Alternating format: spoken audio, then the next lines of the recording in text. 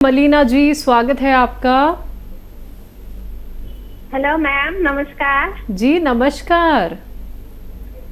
और मैम कैसी है आप? हम ठीक हैं, आप कैसी हैं? अच्छा, डॉक्टर साहब नमस्कार। जय हिंद, स्वागत बहुत बहुत आपका। डॉक्टर साहब मैं एक बात पूछना चाह रही थी आपसे। हम्म। वो एक पेशेंट है, उनकी 60 मतलब 60 साल हो गया एज। तो रात में 2-3 बार पेशाब करने उनको उठना पड़ता है। तो कह रहे किस टाइम सोऊं? सोने की तो कोई टाइम नहीं है। अगर इतनी छोटी रात में अगर 3 बार पेशाब फिरने जाओ 2 बार तो नींद तो पूरी नहीं होगी। तो इसके लिए कोई बता दीजिए।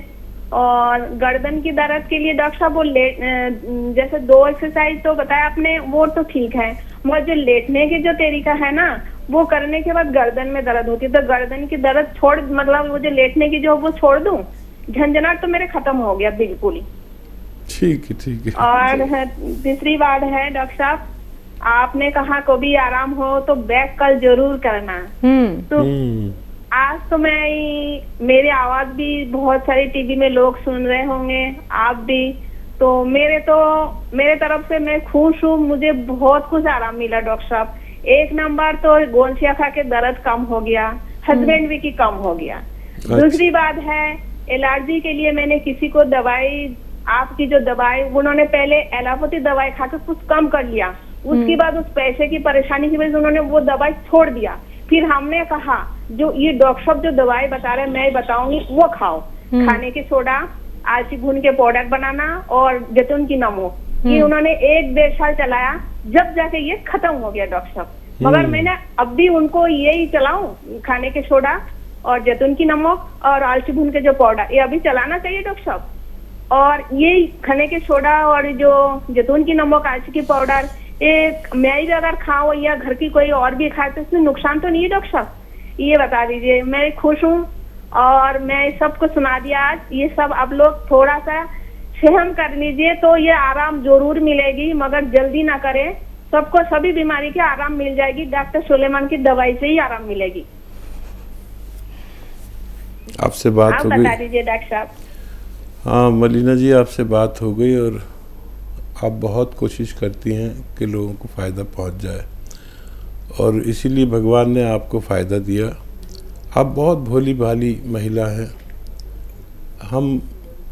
हमें आपको देखना ज़रूरी नहीं है, आपको बारे में जानने के लिए हम आपकी आवाज़ से, आपके अंदाज से भी समझ जाते हैं कि आप बहुत अच्छी महिला हैं। तो ये नमक, जैतून और खाने का सोडा और अलसी, ये है ही ऐसी चीज़ें कि कैसी भी एलर्जी हो उसको दूर कर देती है। और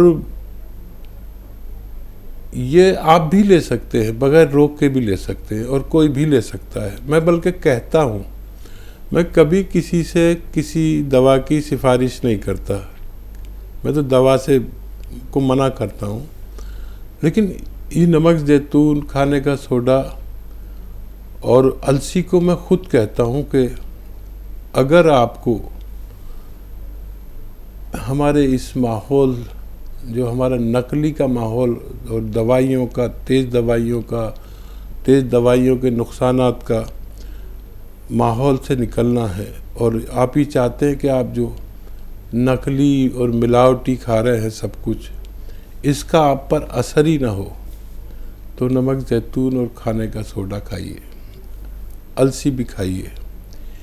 ये ऐसी चीज़ें हैं जो आपकी किडनी को बिल्कुल साफ़ कर देती हैं गंदगी से। जो भी नुकसान पहुंचता है नकली या जहरीला खाने का, वो हमारे लीवर और किडनी को पहुंचता है। और ये लीवर और किडनी को बिल्कुल साफ़ धो के, मांज के, जैसे बर्तन आप रोज़ाना रख देते हैं, ऐसा कर देती है। और नकली दवाइयों के और असली दवाइयों के नुकसानात, देखिए हर आदमी, करोड़ों लोग हैं जो बग़ैर दवाइयों के ना जी सकते हैं ना कहीं जा सकते हैं। बग़ैर, जब जाते हैं तो इतनी दवाइयाँ साथ होती हैं, ऐसे करोड़ों लोग हैं।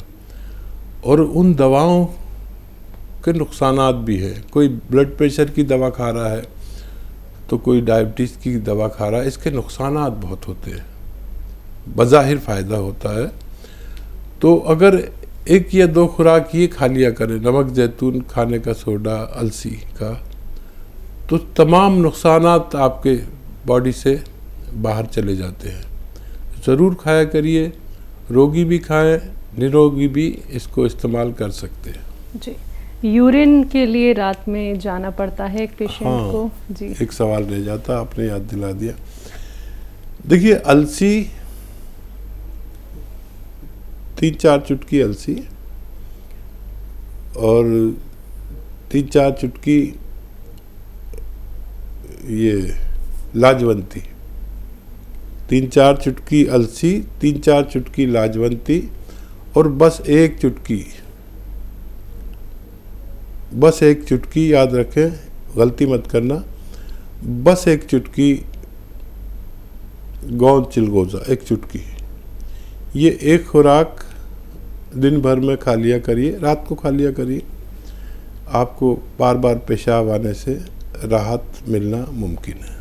एक और इन्होंने मशवरा मांगा था, वो गर्दन का जो दर्द है उसके लिए जो एक्सरसाइज है। हाँ, वो लेटने वाली एक्सरसाइज अब आप बंद कर दीजिए, आप अच्छी हो चुकी हैं।